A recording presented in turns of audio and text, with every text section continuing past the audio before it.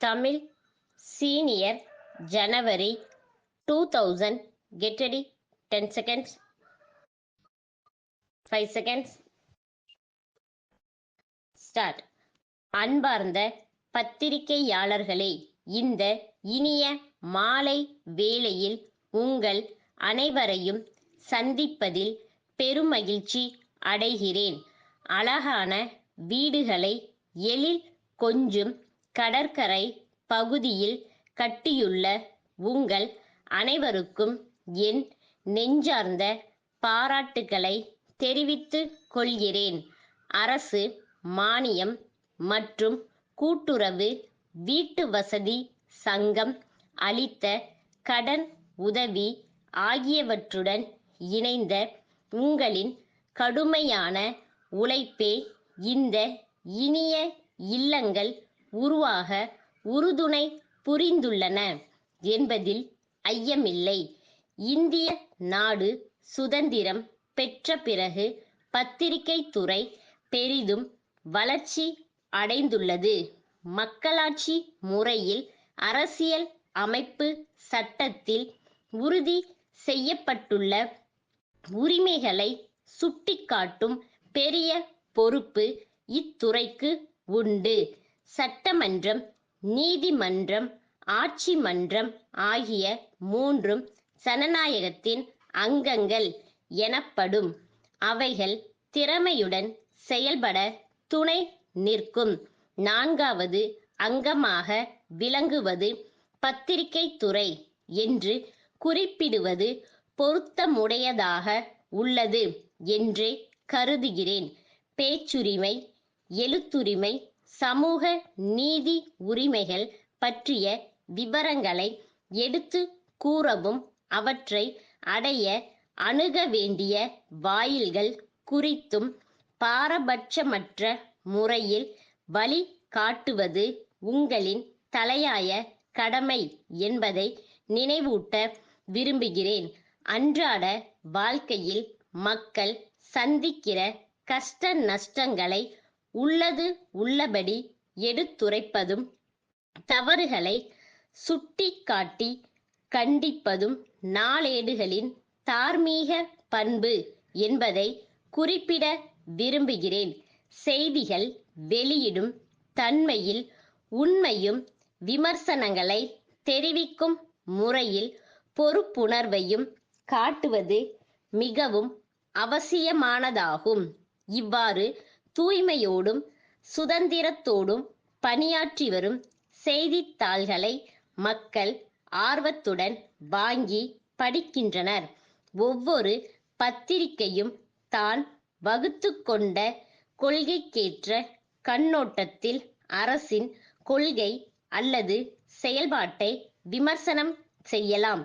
ஆனால் உண்மையான வகையில் செய்திகளை அளிக்க வேண்டியது இன்றியமையாததாகும்.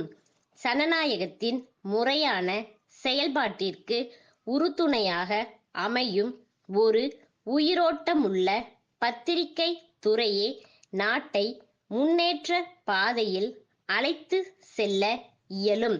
பத்திரிகை தொழில் என்பது ஒரு வித்தியாசமான தொழில் ஆகும். அதன் திறன்களை ஒரு குறிப்பிட்ட அளவுதான் கற்க முடியும். அதற்கு மேல் அனுபவம் மூலமே அறிய இயலும். தமிழக பத்திரிகையாளர்களுக்கு ஒரு பெரும் பாரம்பரியம் உண்டு.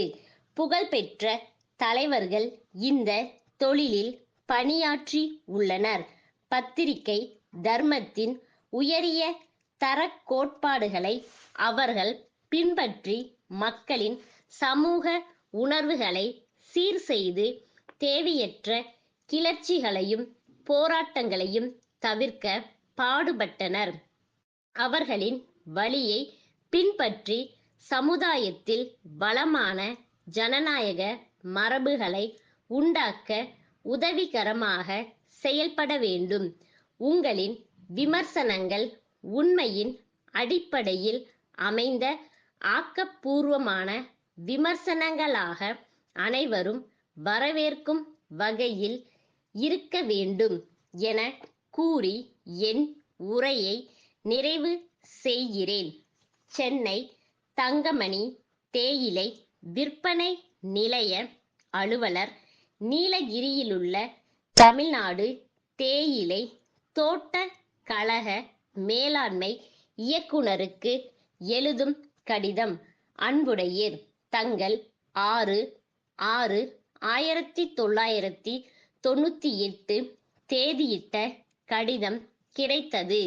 எங்கள் நிறுவனம் கடந்த 10 ஆண்டு காலமாக தேயிலை தூள் வியாபாரத்தில் ஈடுபட்டுள்ளது. 7 தனியார் நிறுவனங்களுடைய சென்னை மாவட்ட முகவராக செயல்பட்டு வருகிறோம். தேயிலை தூள் விற்பதில் நீண்டகால அனுபவம் உள்ள எங்கள் நிறுவனத்தை தங்களின் சென்னை மாவட்ட முகவராக நியமிக்க வேண்டும் என கேட்டுக் கொள்கிறோம். ஆண்டொன்றுக்கு எங்களால் 10,000 டன் தேயிலை தூள் விற்பனை செய்ய இயலும். தங்களால் அனுப்பி வைக்கப்படும் சரக்குகளுக்கு 30 நாட்களுக்குள் பணம் செலுத்திவிடுவோம் என்று உறுதியளிக்கிறோம். தங்களின் சரக்கு குறித்த விழிப்புணர்வை மக்கள் மத்தியில் ஏற்படுத்த உதவிடும் வகையில் பரிச்சார்ந்த அடிப்படையில் விற்பதற்காக 1 டன் தேயிலை தூள் உடனடியாக அனுப்பி வைக்குமாறு கேட்டுக்கொள்கிறேன். இதற்கான காசோலை இணைக்கப்பட்டுள்ளது.